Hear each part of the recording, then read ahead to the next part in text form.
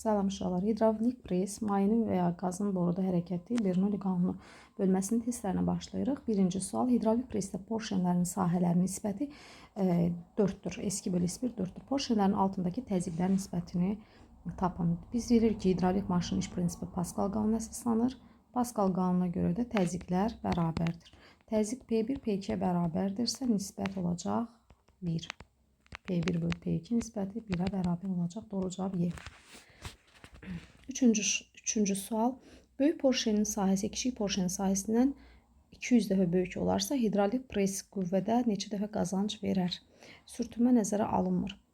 Deməli, hidravlik presin qüvvədə verdiyi qazanc böyük porşen sahəsinin kiçik porşen sahəsinə nisbəti qədərdir. Bizdə də deyir ki, elə böyük porşenin sahəsi kiçik sahədən 200 dəfə böyükdür. Yəni, S2-nin S1-ə nisbəti 200-ə bərabər olacaq. Doğru cavab olacaq D. Beşinci sual. Böyük porşenin sahəsi 500 kvadrat santimetr, kiçik porşenin sahəsi 50 kvadrat santimetr olarsa, hidravlik pres qüvvədə neçə dəfə qazanc verər? Deməli, dediyimiz kimi, hidravlik presin qüvvədə verdiyi qazanc böyük sahənin kiçik sahənin nisbəti qədərdir. 500 bölünsün 50 eləyəcək. Doğru cavab 10. Abənd. 7-ci sual. Hidravlik presin tarazı kalı hansı fayda ilə təyin olunur? Hidravlik presdə tarazı kalı P1 bərabərdir P2 münasibətindən gəlir. P1-in yerinə F1 bölü S1 üzr istəyirəm.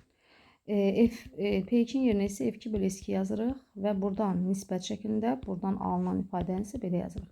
F1-in F2-yə nisbəti bərabərdir S1-in də S2-yə.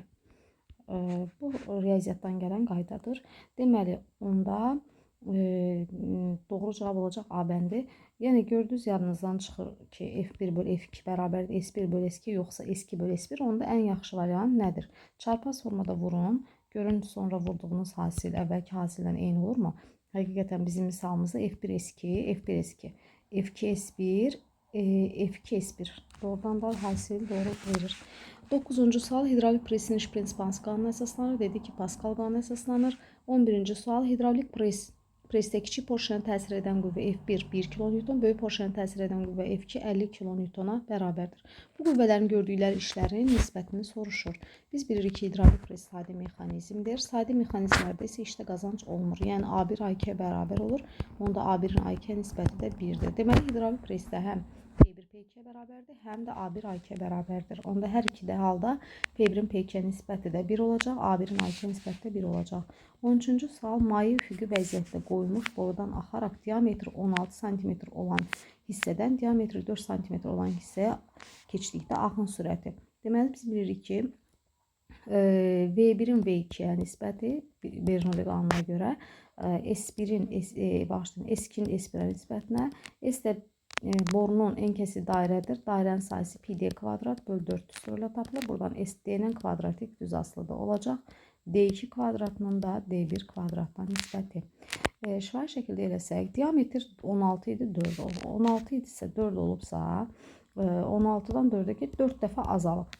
Diametr 4 dəfə azalırsa, sürət də diametrlə kvadratik tərs asılıdırsa, nisbətdə qoymaq ehtiyac yoxdur. Elə birbaşa belə çıxara bilərsiniz. Diametr 4 dəfə azaldısa, sürət 16 dəfə artacaq.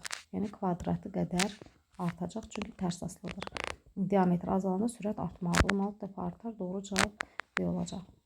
15. Hidravlik presin kiçik porşeni 600 Newton qüvvənin təsiri altında bərabər sürətlə aşağı enir. Bu halda böyük porşen 5 cm yuxarı qalxır. Böyük porşenə təsir edən qüvvəni hesablayın. Sürtünmə qüvvəsi nəzərə alınmır. Biz bilirik ki, hidravlik presdə işlər bərabərdir. Buradan A1-in yerinə F1H1, A2-nin yerinə F2H2 qoyuruq. Burada H, emmə, qalxma hündürlükləridir. Deməli, F1-in yerinə 600 qoyuram. 600 Newton qüvvənin təsirlə 15 cm aşağı enir, bərabərdir. Bu halda böyük porşen F2 5 cm yuxarı qalxır 5. Bu şəkildə qiymətləri yerinə qoymaqla 15 ilə 5 ixtisar edirəm 3.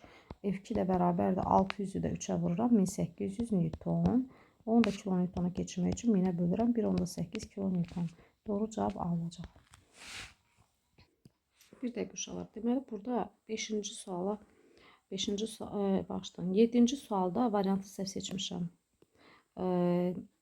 Dediyim halda ki, F1-in F2-yə, S1-in S2-yədir, amma F2-in F1-ə, S1-in S2-yə seçmişəm. Orada diqqətli olmaq lazım idi. F2-in F1-ə, S2-in S1-ə.